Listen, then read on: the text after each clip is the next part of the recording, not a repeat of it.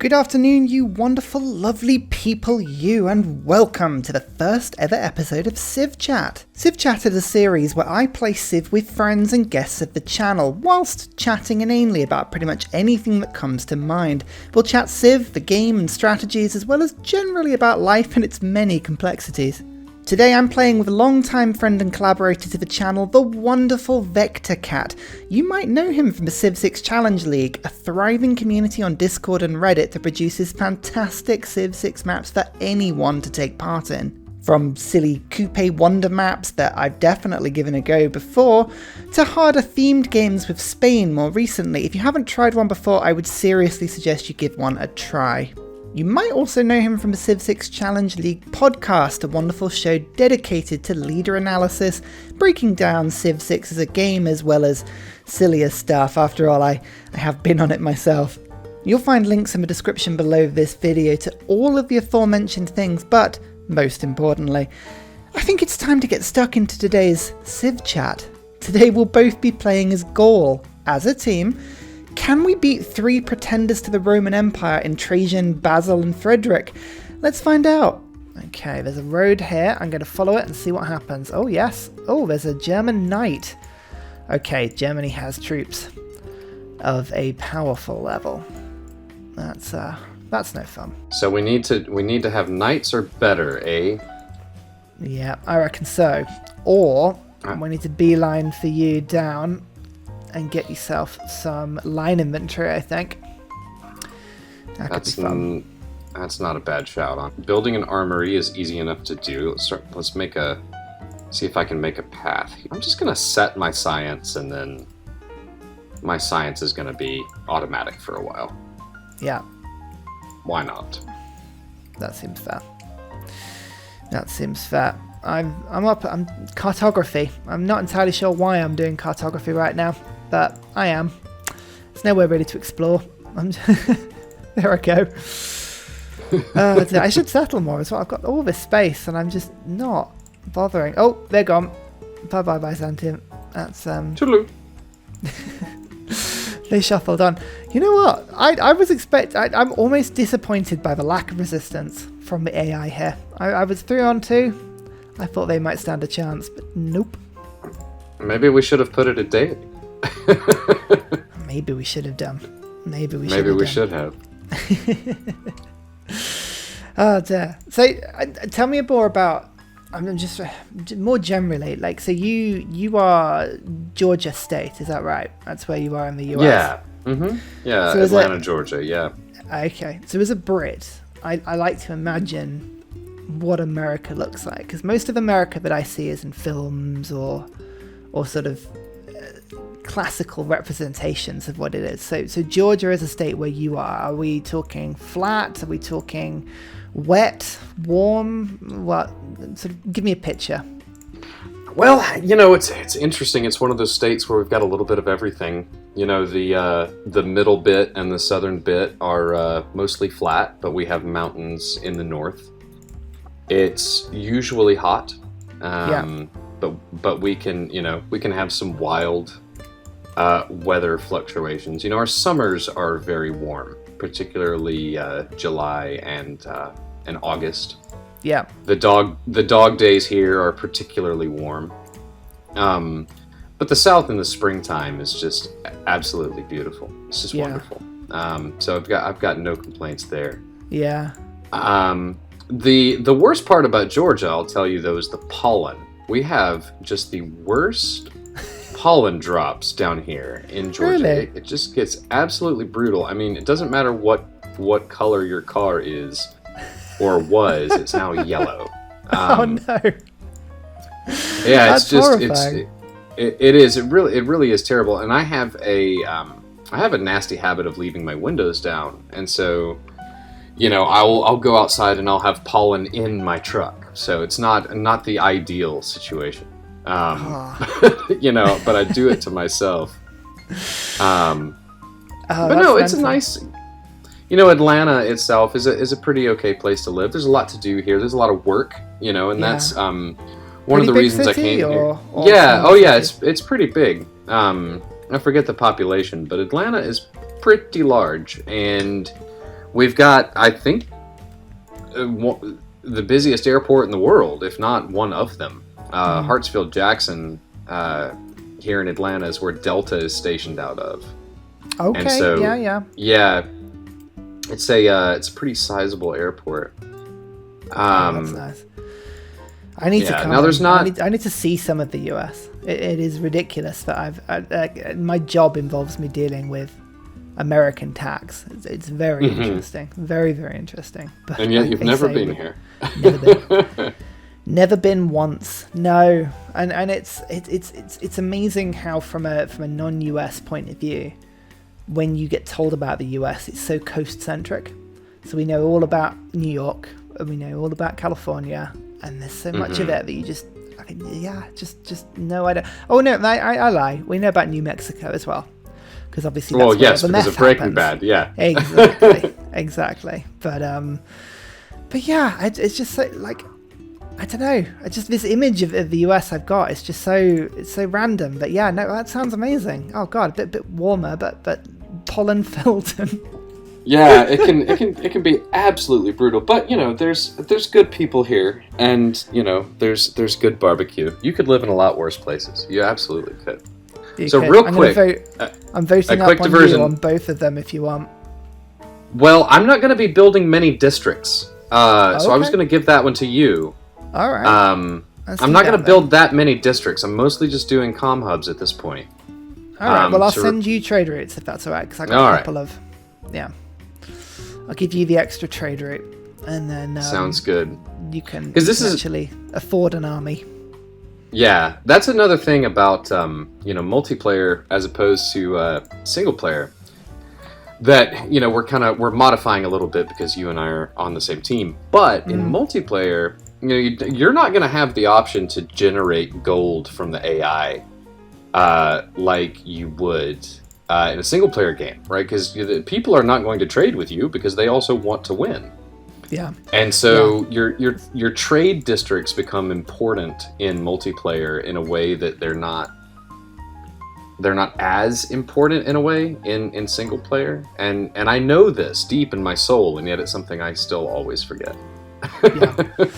Yeah, totally agree. I find that the interface in the AI is just so clunky.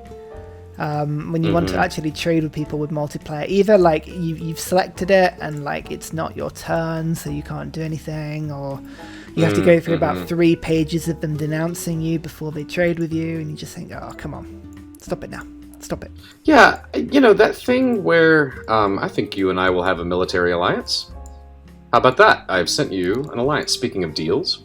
Oh, let's have a look. Oh, wait. Oh, no, there we go. This is what I'm talking about. I have to watch Basil being defeated before I can actually look at your deal. Yeah, you know what? I'm going to actually counter your deal with a sweeping thing.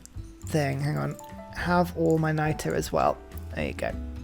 Have some luxury trading between us, and then we'll be super happy forever.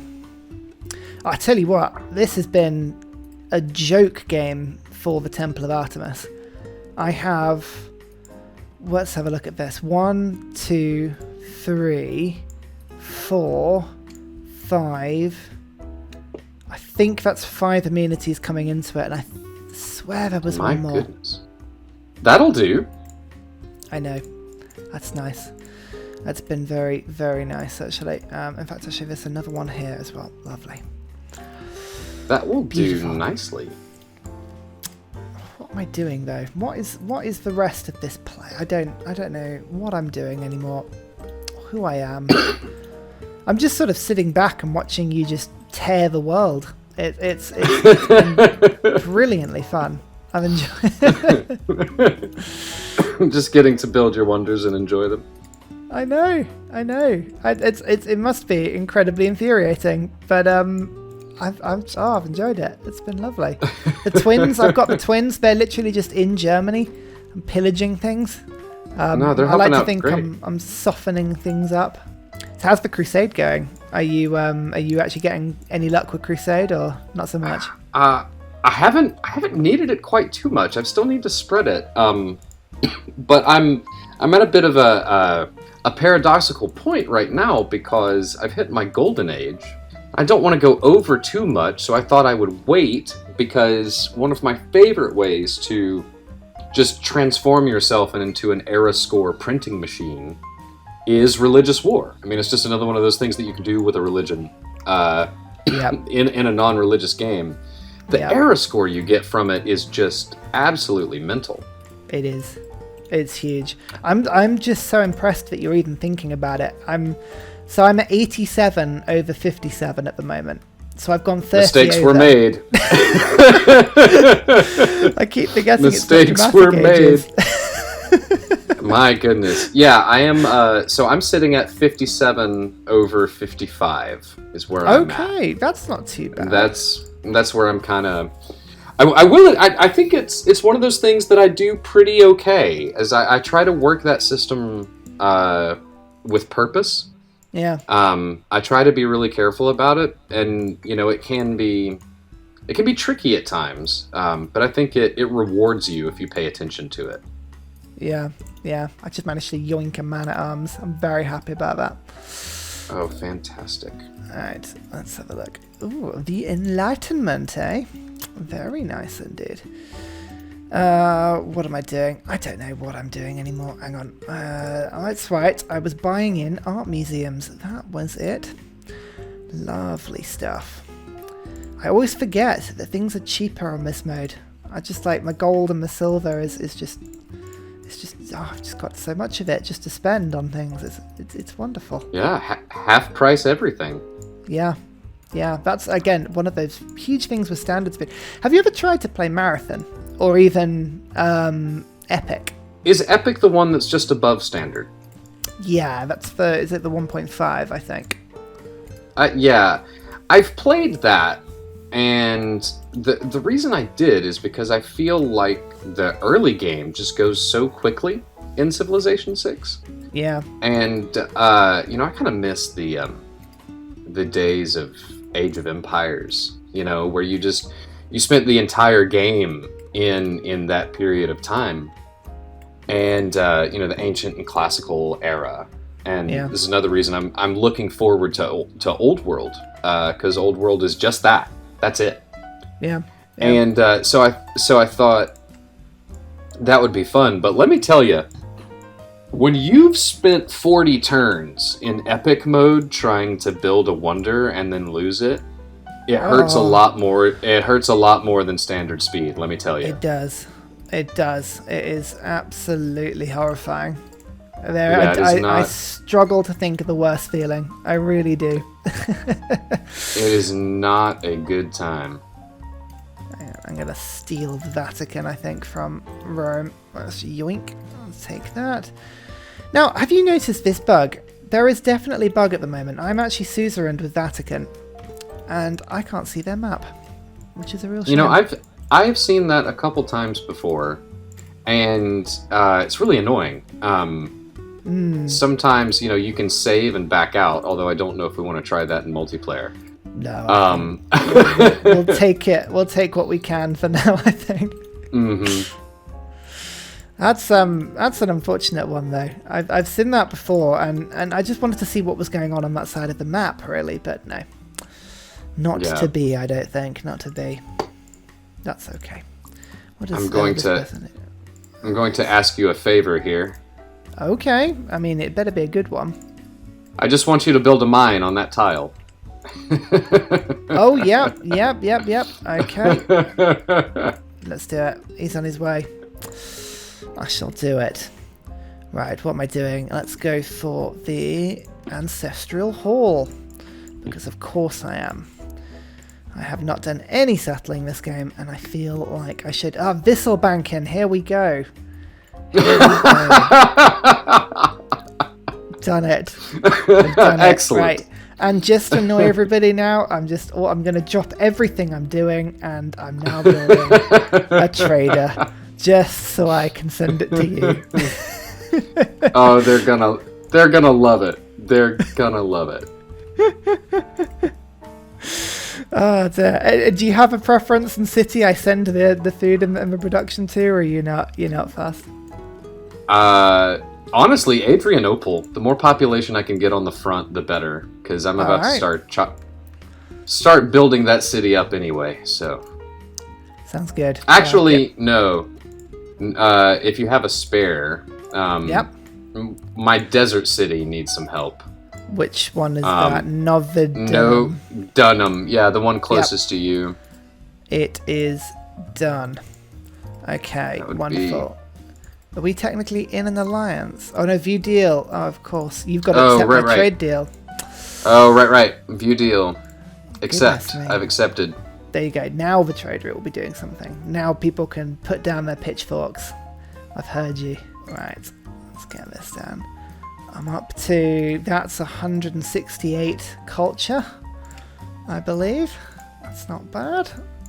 That is not too shabby. Hang on, and then that's there, and then I'm going to go for, what's the appeal of these desert tiles? Let's have a look at these. Pretty shocking. That technically is charming too, breathtaking. That would be a terrible preserve district. It would be terrible, but I'm going to build it anyway. In fact, actually, you're making everyone happy today. I don't know. It's on the outer ring of my nation. Actually, I think it would be worse than useless. Oh, an entertainment complex. That is actually useful. Let's do that. Okay. Oh dear. Right. Wonderful. This has been nice. I don't play enough games just for like the fun of it. I feel like I should make time to do this more. I rarely have a chance to do that either. So many of the Challenge League games come from experimental games that I've done on my own. But when I'm playing them, I'm thinking about them so much. And I'm thinking about how it could be turned into some kind of interesting game for the group, that it becomes less of a just a pure fun experiment. I had some friends in high school that were brilliant jazz musicians, and they had this great small combo jazz band. It was 3 of them, and 2 of them were also in a metal band because they played jazz for school. And so in their free time, the last thing they wanted to play was more jazz. Yeah. And I carpooled to school with one of them as well. He was my next door neighbor. And we never listened to jazz or classical on the drive. It was always Tribe Called Quest or Wu-Tang or it was it was a lot of rap, a lot of hip hop, and then a lot of metal as well. Some progressive stuff, King Crimson, Rush. Anyway, but the thing was, at school, right? It was going to be all day. It was going to be classical and jazz. So that's the last thing they want in their free time. And unfortunately, that's kind of how I feel about existing in the content creator space for Civ. Like right now in my free time, I'm playing the Mass Effect remaster that just came out, right? Because there is a little bit of doing this that does approach being work. And now I'll admit that is a niche problem to have, right? I mean it just really is. But at the same time, it's something to take into consideration, because certainly don't want to get burnt out, No, certainly not. Oh man, I've heard that before. Sorry, just going back to the music point, I've heard that before, that the jazz and metal being weirdly linked.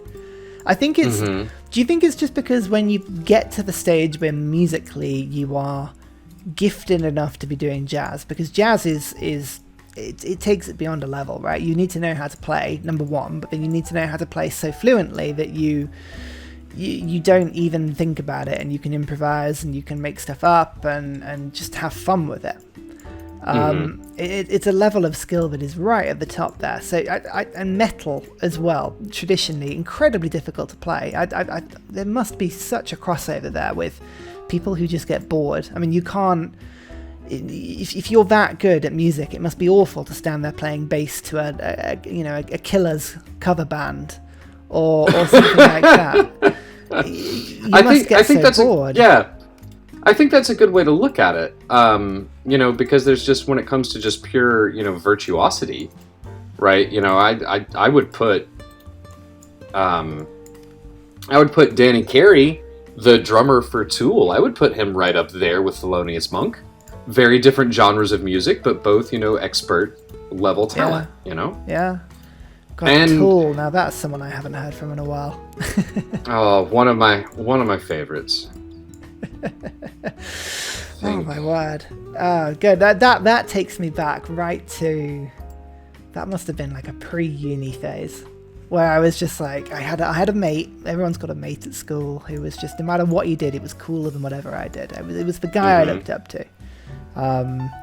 He could if he juggled, I wanted to learn to juggle. If he played guitar, I was I could do that as well. And started growing his hair long, and everyone was like, no, you can't do that, that's too far. And I go, oh, but he's doing it. He used to listen to Tool. I just remember that, that's exactly what he used to do. Great band. So oh my goodness, they've got 63 strength walls. How's it going? It looks like it's crossed over a level and is now looking pretty tough.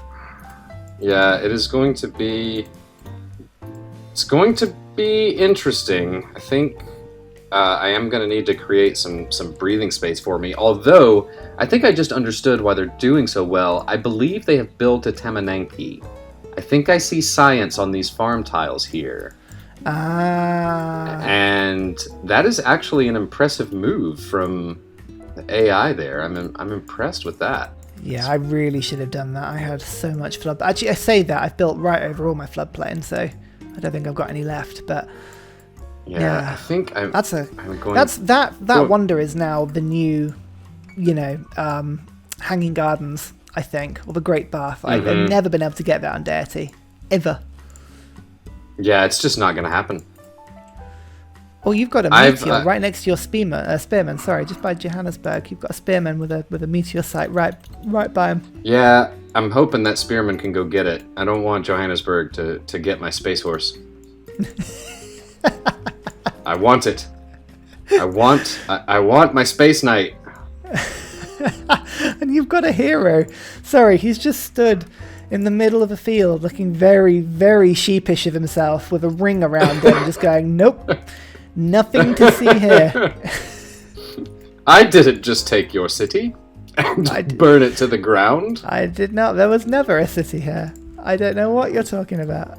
That was never me. Oh, hello. Right, so this city now has 8 amenities. How has that happened? Oh, it's because I built is that the Wonder? 7 from luxuries, 4 from entertainment. Yeah, goodness. That's nuts. Better build a theatre square. I think that's what we've got to do here. You know what I could do? Actually, this might be the game to do it. I've got so much desert. This might be the time to do the biosphere play. And to do that's the not a bad idea. Yeah, the solar farm tourist victory. Look at me, I'm shiny. Come and see me. That's what it could be. I'm going to send this to your capital. More trade routes incoming. It's a lot of fun. Yeah, my crossbows are doing nothing, so I'm just going to back up. I think we're all just going to camp out until we can get some trebuchets. I think that sounds great. Oh, Brussels. 15% towards wonders. Yes, please. I will take that. Oh, you see, I got visibility from them. Oh my goodness. Oh, it's Sinbad that's done it. That's why. Hello. Very nice. How interesting. I don't think they've got anyone on the coast. Oh, look, you've got everything broken by... Oh, I can't fix your stuff. Oh. What are teams for if not fixing mines? Dear oh dear, there is just screaming around here. What has happened? That's rubbish. Oh, yeah. Yeah, it was a pretty bad one.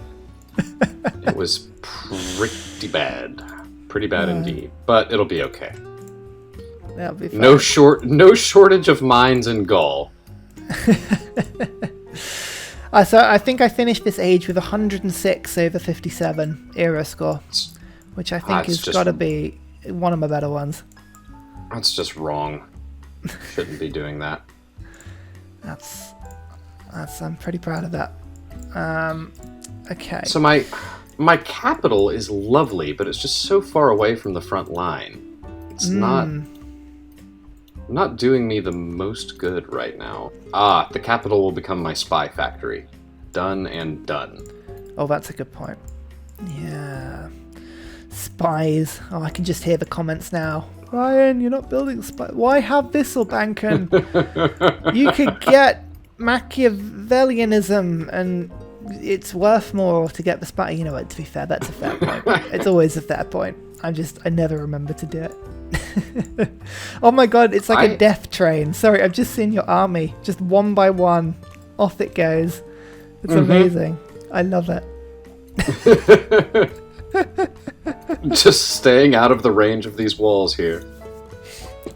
Yeah, I was fortunate. Byzantium set up this little war road for me that is just doing me so many favors. Yeah, it's been good. good. People are going to see these horsemen, and they're going to think that I'm being so silly. And I am. One of the great things about Gaul, right, is that combat bonus that your troops get. And horsemen are really cheap right now, so just go ahead and build them. And I'm going to keep my horsemen behind my ranged units, just as, buffs, right? And they can keep up with the army.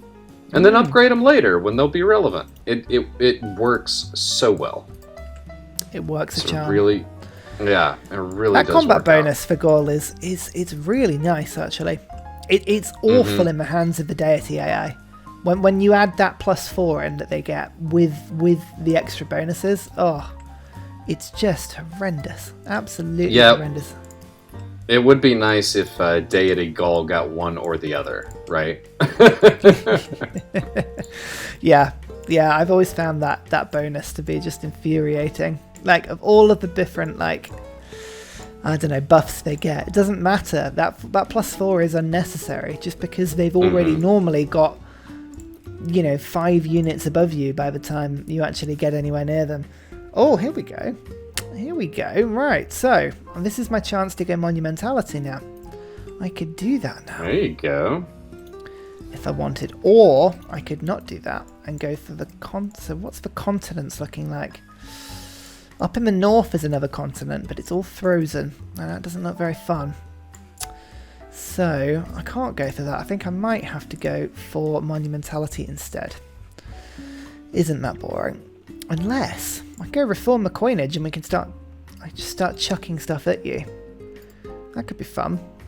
Oh, these walls are gonna hurt. Yeah. Let's go for monumentality. I think it's worth it. Let's do that. And wonderful. Actually, that means I can now use... Oh, yes. Here we go. The faith. Of course I can. I've got a huge glut of faith, actually, so that's quite nice. I've got 2 great admirals. I'm just trying to fill up every lake around me with more great admirals. Working quite well so far. So you're being the Norway of great admirals, I see. I don't know why I've got them all. No, everyone is confused, but here they are. It's wonderful. Let's go for frescoes. Where's Wars of Religion? I've got Wars of Religion. The logistics, there it is. I've been waiting for that. I totally forgot to get that. Logistics is my favourite. Such an underused policy. It's so handy. And it's good. It's good for everybody. Military, civilians. It's just a great one. It is. That can make such a difference in your science games with the Royal Society, and setting up for those projects in the late game can make such a difference. Yeah, it really can. Starting to have a little. There we go. Starting to have a little bit of lag. Oh yeah, I've got that too. The funds of multiplayer. Still better than your huge size, right? Where you've got 5 minutes before turns or between turns. Oh my word! There was this was before I changed laptops. So I was on this dinky little thing that I had for work. There was I think it actually had integrated graphics. It was no graphics card to be heard of, and I decided it would be a really good idea to play. This was Civ 5, and it was the equivalent of the Europe TSL map. And I thought, let's put that on. That's great. 20 players, everyone will love it, and it'll be really good. I'll do like a showcase as to how to play really, really wide. Fantastic. Great idea, Ryan. It took me 3 weeks to film. It was the absolute worst. And that was on online speed as well, or whatever the quick speed or whatever it was at the time. It was absolutely horrible. Don't know what I was doing. Such a bad move. I'm just trying to think back to challenge games. So it's obviously the Challenge League. Where did that come from? Was that just something that you were chatting with people about anyway, like games you were finding, or was there sort of an interior motive to it? Like you wanted to just sort of show off a little bit, save files, show people what you were doing? In a way, it came from quarantine. Because I wanted something to do. So I don't know how much of it was really showing off, but it was started as an offshoot of a podcast called Civcast that was hosted by the Kyle Dempster Studios radio network a few years ago. Yeah. And it was Kyle and Dan and Vouder that ran it, and eventually I started running their Civ6 Challenge every month or 2 weeks. Okay. They took a little break, and I jumped in and started doing the challenge games. And then I just kept doing it. Ooh, scary musketman. Ooh, scary musketman from Rome. All right, we're finally getting some competition here. My hubris is catching up with me. So they I eventually just kept that up until I didn't anymore, and I got busy, and the podcast was off the air, and so there wasn't as much listener engagement. Yeah. Oh no, it's a German musketman. Oh dear.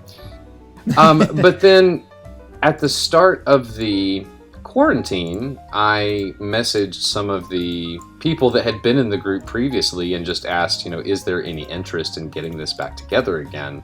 Yeah. And, if so, I think I'm gonna, restart it as my own thing. Because I was wondering if I could actually get a hold of everybody from the old show, right? Because I didn't want to use their name without their permission. Sure. Now, sure.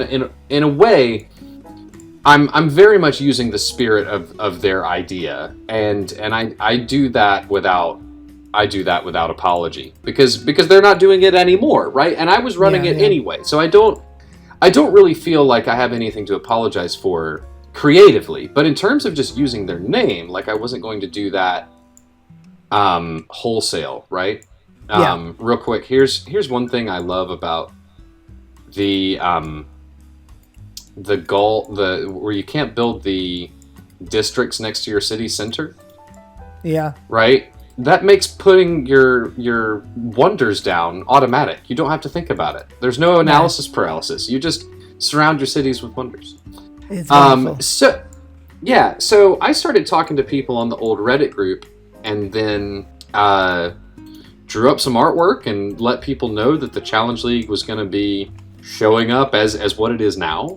And then I think it was Moy Sauce that talked me into getting a Discord. Good on him. And he said he was surprised I didn't have one, and I was like, I don't know what you whippersnappers are doing. I exist on Reddit. But it's been it's but been I like fun. that. It's nice to have Reddit is an unusual platform to sort of have things on as well. Like I think it works really, really well for the challenge games because it's a you pop the challenge up, you've obviously done the artwork for them, you've got an audience of people that have tuned in that want to have a go at the games, and people can just leave pictures and comments, and like it is quite a nice forum for that sort of interaction. I mean, are you often amazed at just how many people can respond sometimes? Because there's been a couple of challenge games you've picked up. I remember it's one of the ones I did actually, the coupe one, and maybe it's just because I was doing it and I saw it because it was first person for me, but the engagement you had for that was incredible. The coupe game was really, really popular, but it was also at Christmas time, so I was expecting it to be particularly popular because people were, no, I just fixed everything here. It's all broken again. Oh no! Oh dear. That's a bit dribbly. That seems. Oh, hello. 2 population lost. Oh, it's that's broken tragic. again. All right, I think I'm gonna rename the city what it is for era score. This city will never do anything, but it is my tundra settle. What was I saying? Yeah, the coupe game was a lot of fun, but also, it was the first city-state picker game, and that game was designed to be, it was obnoxiously a bit of a faff, right? It was called "Do It for the Memes." It was supposed to be silly, and it got silly. I mean, that game. I was telling you to get flight at like 150, and everyone's like, "How's that gonna work?" And then, well, it did. Yeah, it really did. It really did. It was as games go.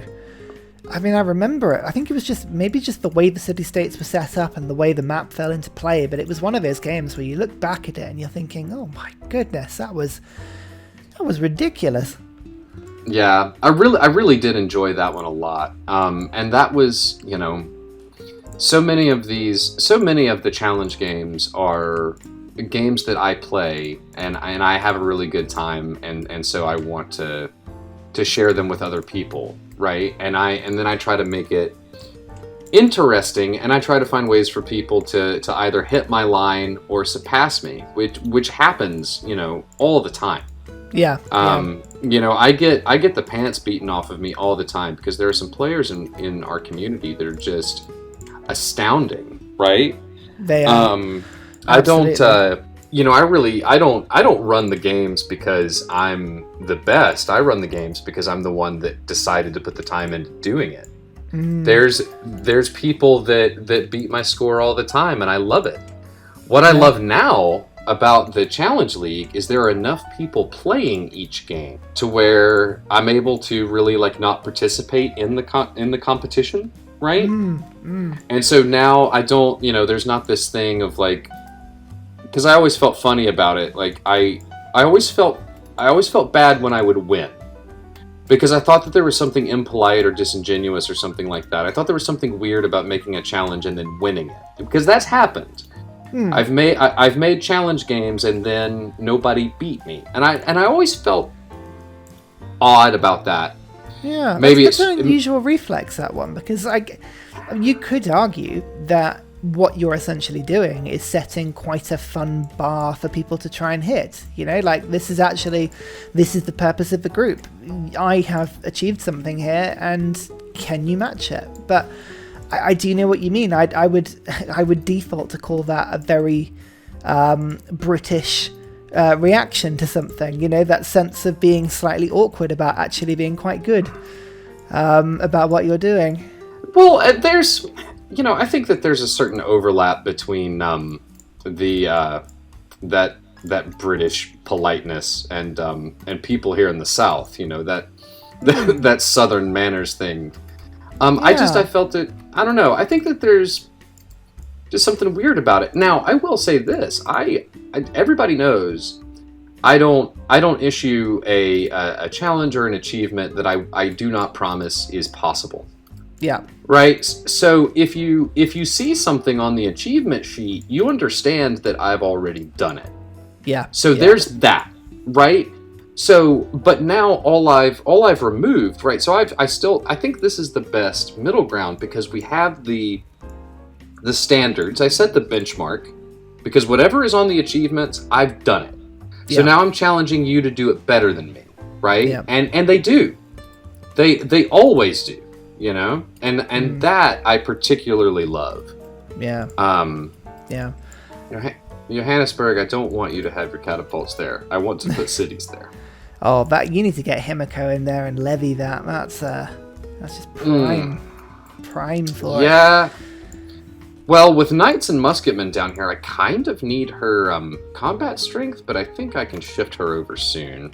Do you have a sense of what you could see that league doing? I mean, obviously from what you're saying, it was almost a bit of a labor of love of bringing back something that meant a lot to you through its sort of previous iteration. But what's your daydream with it? What's the pie in the sky thought of, like, what if? I mean, do you have one with that sort of thing? Like, could you see it growing, or is it just beauty in the fact that it's sort of slightly organic and slightly small in what it does?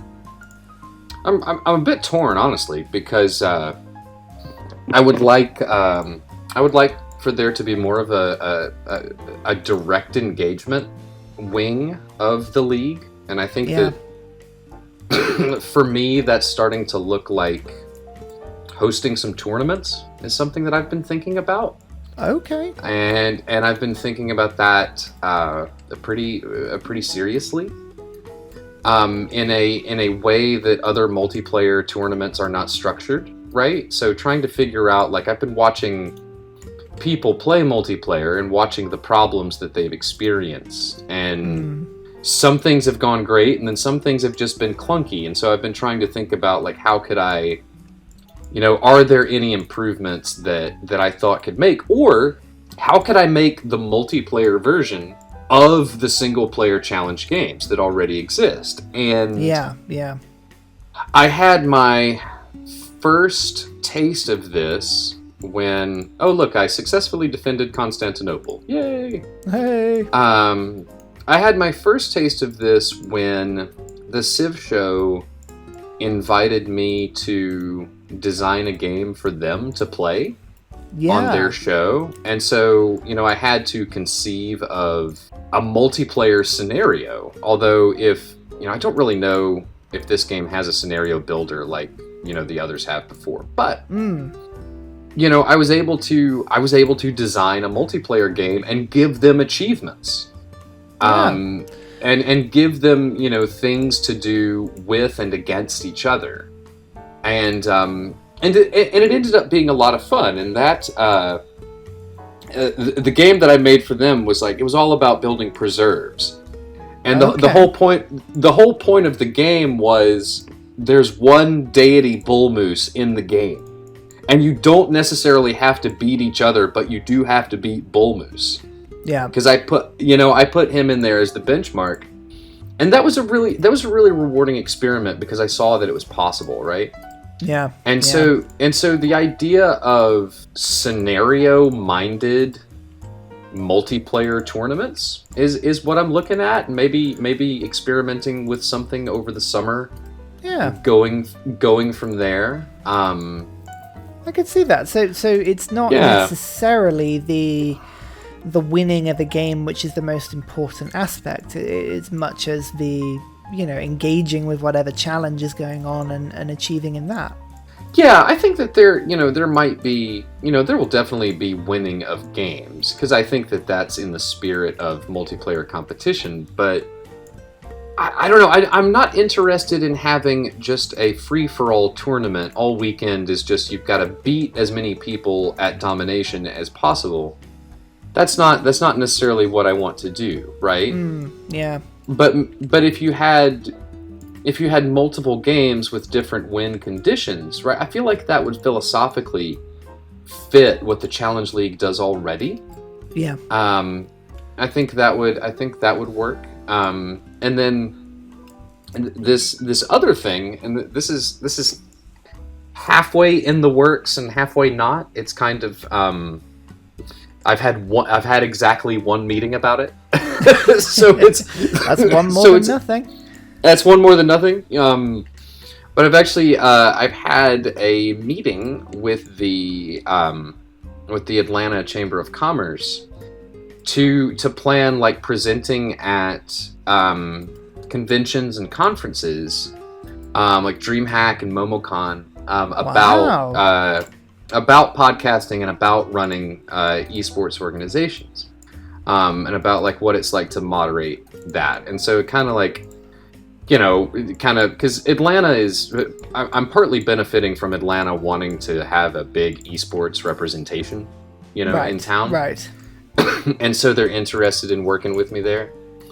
But it would be, and so that might be, I might do a panel presentation with another podcaster, or I might, might have a quick multiplayer game that's live, right? And whoever there's for the lecture demo panel, instead of talking about how to design 5th edition encounters, you're talking about, building games, right? Yeah.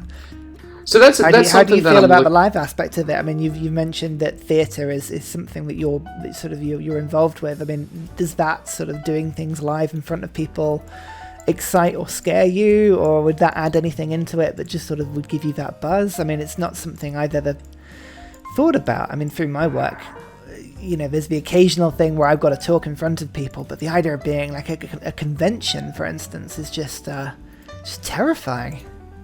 Yeah, I not to me. I don't know. I used to act for a long time, and I'm comfortable. I think it would be a lot of fun, honestly. Yeah. And it's that level of engagement is honestly something I miss, right? Because war has really hit a slog for a minute, but I think it's going to pick back up soon. That's kind of what I miss most about work is just is working with people, being around people, So that's what I love about multiplayer the most, honestly. Yeah, there is that element of it. I hadn't thought about it like that, but yeah, maybe it's the closing down of everything, isn't it? COVID's just decimated the personality of anything. I mean, certainly when I think about what I do with my job, I'm a typical office worker in the sense that for years and years and years, all of these stereotypical things you would have, like the water cooler moment, or the awkward conversation with the boss, or the watching people come into work hungover and sunglass wearing and all that sort of that all happens. Yeah. And you realise that, your job is one thing, but there is just such an element of just there being people there. Like, it really does make a lot of it. And, my job has moved remotely, so we can all do our jobs remotely. I'm a great believer that actually doing our jobs remotely is probably a benefit rather than a negative thing, although a lot of people disagree with me at my work on that one. But you do miss people. Like, it's people that just sort of, once you stop seeing them, you sort of start going, oh yeah, no, okay, I can see I kind of miss that person now, and I never thought I'd think that because they're just awful. Yeah, it's unfortunate, and I'm loving this. I love every time I'm on the Civ show. And it's one thing that I love about the streaming community is because we can just, it is text. It's not, we're not really chatting, but we grew up in chat rooms anyway. Yeah. Being in that chat room environment, right, for our generation is not difficult. It's not a problem. No. And it's that socialization is nice because our COVID bubble here in Atlanta has been pretty small, and I've got a couple people that I see, outside of the immediate, but that's really it. Yeah.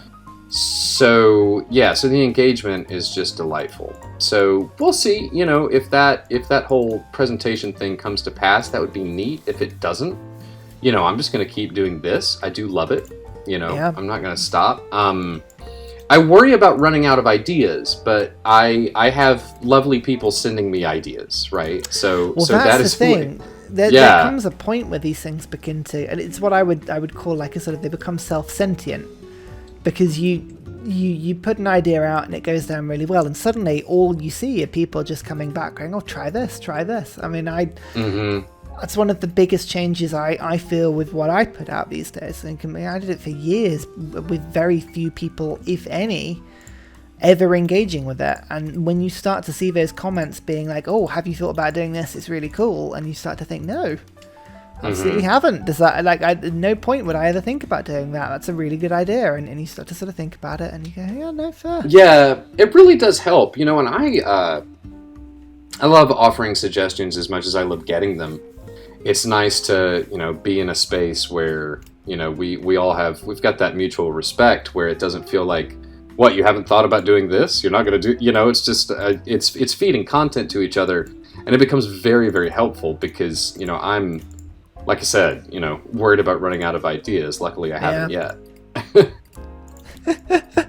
I'm sure you'll think of ideas. I mean, it's weird, isn't it? Do you feel like every idea's got to at some stage, be better than a previous idea, or are you more content with the idea that like some things will just hit a mark and some things won't, and that's, is there a pressure to sort of match up to previous success, I guess is what I'm asking. No, not really, honestly, because I'm not always going to get it, kicked straight down to the end of the pitch and into the net. That's just not always going to happen, right? Yeah.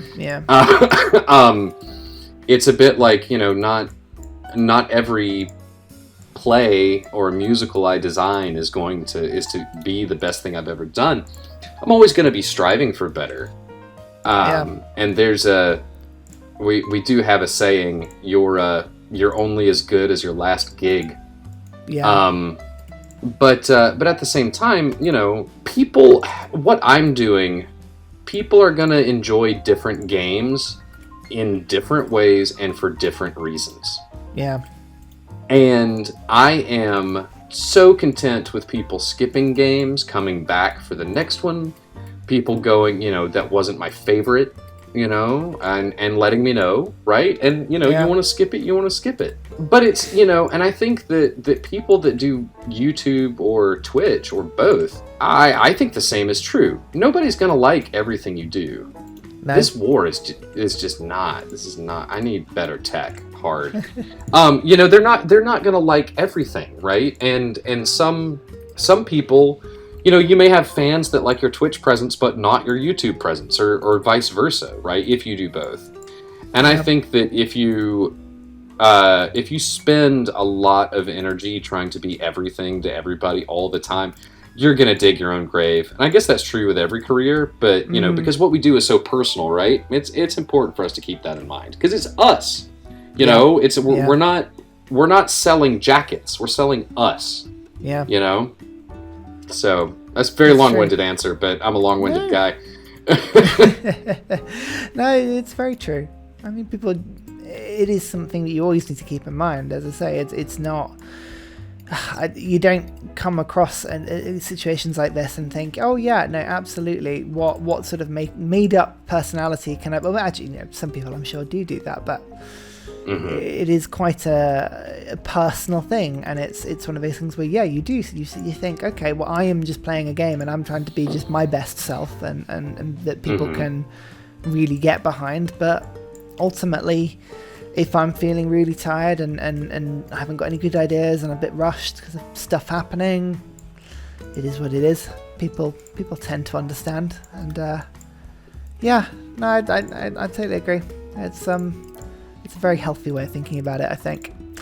Yeah. You'll be pleased to know I've just put my first railroad down. I've started. Oh, excellent. As I mean to go on.